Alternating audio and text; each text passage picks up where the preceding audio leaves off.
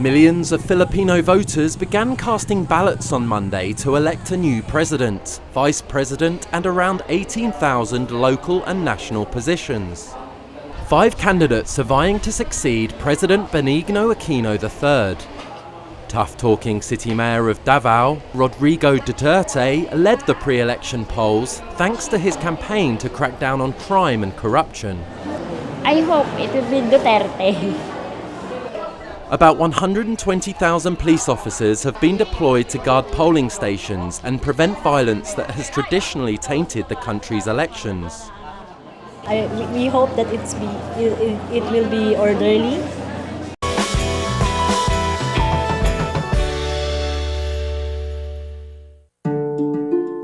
Wika nga, ang bawat boto ay sagrado.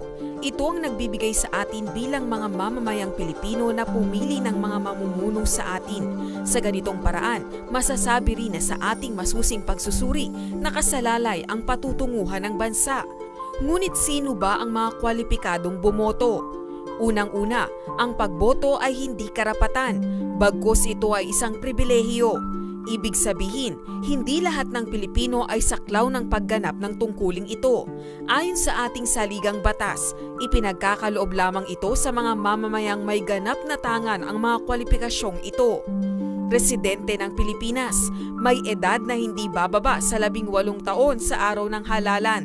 Residente ng Pilipinas sa loob ng 1 taon at sa lugar na pinili niyang bumoto sa loob naman ng 6 na buwan sa petsang itinakda para sa pagsasagawa ng eleksyon. Ang antas ng pinag-aralan o kaalaman, ari-arian at iba pang kondisyon ay hindi maaaring gamitin bilang sagabal upang ang isang individual ay makaboto. Subalit ayon sa batas, dahil ang pagboto nga ay isang pribilehiyo, mayroon din namang mga individual na hindi maaaring makaboto kahit pa nga nasa kanya ang mga kwalipikasyong nabanggit sa una. Hindi maaaring bumoto ang isang tao kung siya ay napatawa ng pinal na sentensyang may kaakibat na pagkakakulong ng hindi bababa sa 1 taon at hindi napagkalooban ng pardon o amnestiya na magpapabaliwala sa desisyon ng korte. Kung siya ay napatawa ng pinal na kaparusahan ng isang korte o tribunal sa pagsasagawa ng anumang krimen na may kaugnayan sa pagtataksil sa gobyerno tulad ng rebelyon, sedisyon, paglabag sa anti-subversion at firearms laws o anumang krimeng may pagbabanta sa seguridad ng bansa. At kung napatunayan na ang isang tao ay wala sa katinuan ng pag-iisip sa pamamagitan ng mga pamamaraang isinagawa ng mga eksperto sa kaugnay na larangan. Nararapat lang daw sa atin ang serbisyong tinatanggap o tatanggapin natin sa mga pinunong iniluklok at iluluklok natin sa pwesto. Sa buwan ng Mayo sa susunod na taon, muli tayong boboto. Paano mong gagamitin ang ipinagkaloob sa iyong pribilehiyo?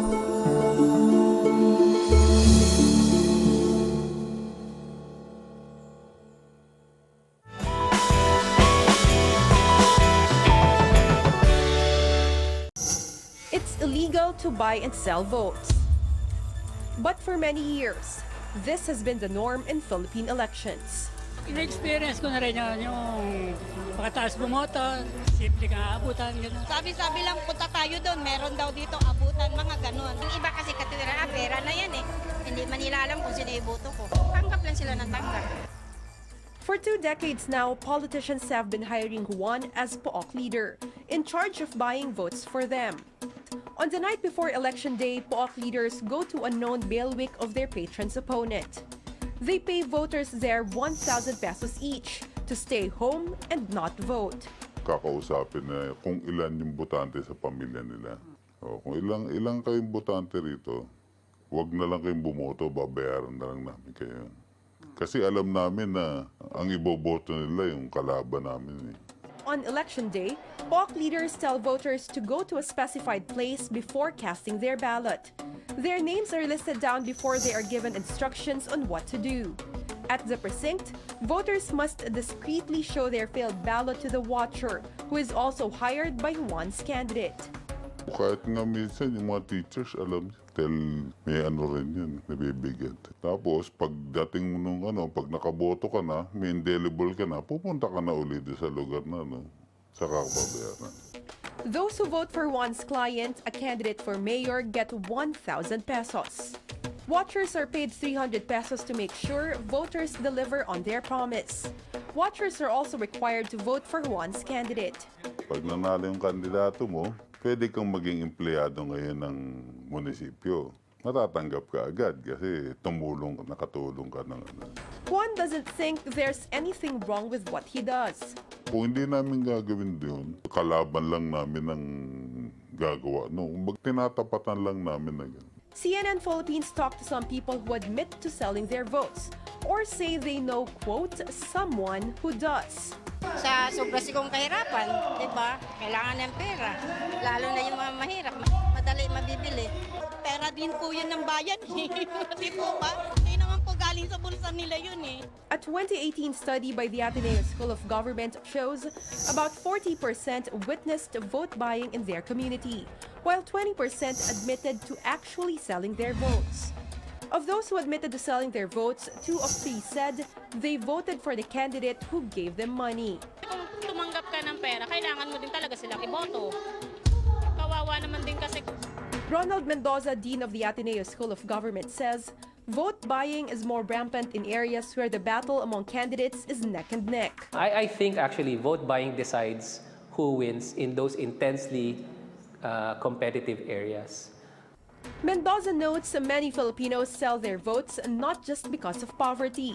They do it because they have lost their faith in democracy and would rather think of their own benefits first rather than the country.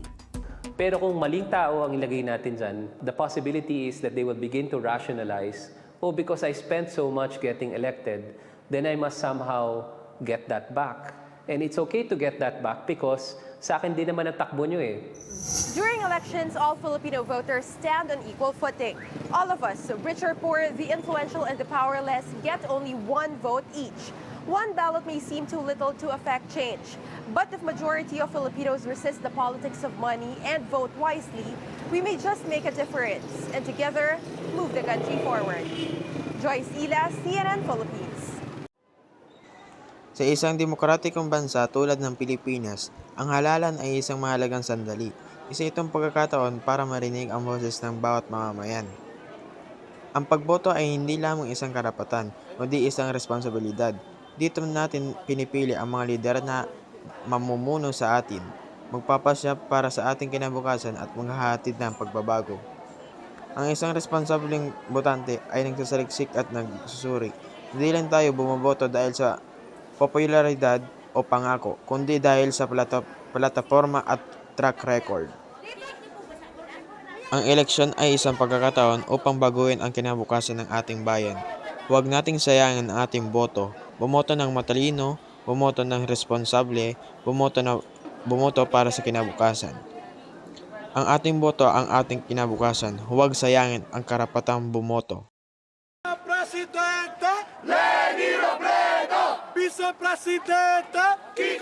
They arrived from many parts of the capital, Manila, hopeful and defiant. More than 700,000 supporters showed up at Ayala Avenue. For decades, it's been the place for hosting large gatherings that often lead to turning points in this nation's history. As the leader of the opposition, Vice President Leni Robredo started her campaign with meager resources. But her unique messaging, based on what she calls radical love, quickly changed the electoral landscape, which for decades had been about big money and patronage politics. Her grassroots campaign has galvanized support from nearly all sectors of society, particularly young people. They are here, young people. They're putting everything on the line for this campaign. They are sacrificing their time just so they would see a better future under President Leni Robredo. Young people here tell us this is more than just a regular campaign. Their participation, they say, is an act of defiance after years of President Rodrigo Duterte's restrictive policies and also a major pushback against the possible return of the Marcoses to the presidency. It has been a tough fight from the start between two very different candidates.